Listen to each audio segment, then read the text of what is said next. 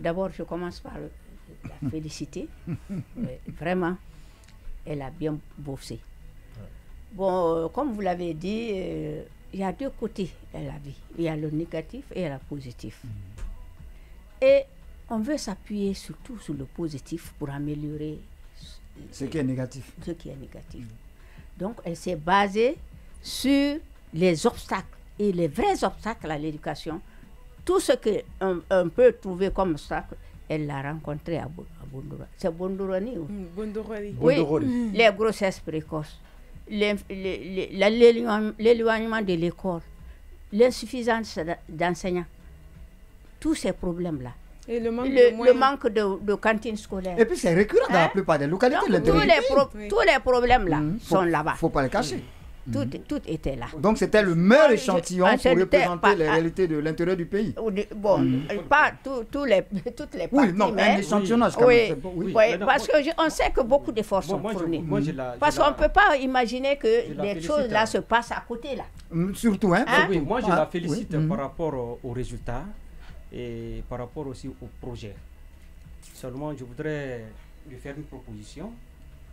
C'est que, vous savez, les ONG occupent une place de choix pour le développement d'un pays. Nous le savons tous. Mais je voudrais qu'elle change de paradigme, c'est-à-dire la méthodologie du travail. Les ONG, souvent, quand elles voient le problème, elles s'attaquent directement au problème. Je voudrais qu'elle change de méthodologie. En quoi faisant? Elle a constaté un fait, une réalité. Moi, j'aimerais qu'elle cherche à faire appel aux spécialistes, aux scientifiques, aux anciens chercheurs. Les causes de ces grossesses précoces, tout ce qui se passe là-bas, ils vont en faire une réflexion. Donc une réflexion universitaire sur la question. On lui fait une proposition concrète. Oui. La proposition qui sera faite, c'est sur la base de cette proposition qu'elle va travailler. Vous savez, les ONG ont leur rôle à jouer dans la société, les anciens aussi cherchent. Monsieur Mbalikondé. Parce qu'il faut chercher à connaître la cause. Oui. Quand tu cherches à connaître la cause, je pense que tu pourras lutter. Monsieur Condé, on a compris, je crois qu'on a compris. Mais c'est elle l'invité, ce sont eux les invités. Voilà, je peux, monsieur Wali. Voilà, Apo.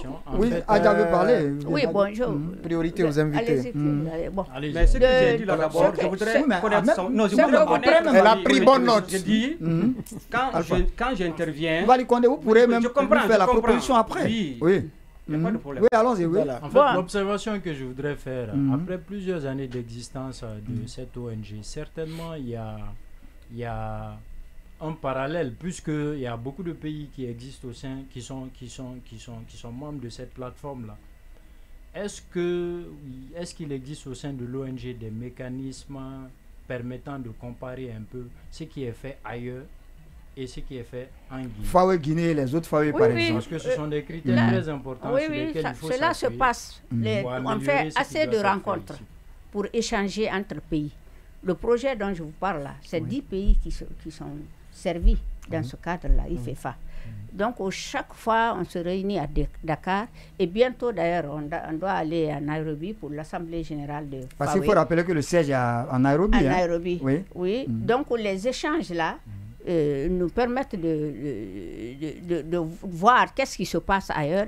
Moi, je vais affiner la question. Par rapport à ce que lui il a dit, les grossesses précoces là, merci. Il y a eu des réflexions là-dessus. Merci. Il y a eu des études qui ont été réalisées. C'est ce que je voulais entendre. Il y a eu, avec le ministère même a fait des trucs, comment elle a pris des décisions par rapport, des circulaires ont été faites par rapport à ces grossesses-là. Donc, il y a eu beaucoup de choses. Il y a eu des études par rapport aux violences, les violences dont on parle là. Vous avez travaillé. Donc, la méthodologie alors est bonne. Bon, c'est pas nous seulement. Nous avons travaillé par rapport. Une année, on a même recensé dans toute la République les grossesses non désirées qui ont eu lieu avant de faire la circulaire. La circulaire a été faite pour punir parce qu'avant, c'était les élèves filles qu'on licenciait suite aux grossesses. Oui, on laissait le garçon continuer. Mais après, on a dit la fille doit continuer et puis avoir un congé académique, une année scolaire. Mais ensuite, on a dit que le garçon aussi n'a pas droit, parce que c'est lui l'auteur. Donc sinon... C'est-à-dire que le garçon, si on le chasse de l'école, quoi. Bon, si on doit chasser tout le monde. Oui, ça c'est... Mais comment? Ce n'est pas une polémique quand même. Voilà.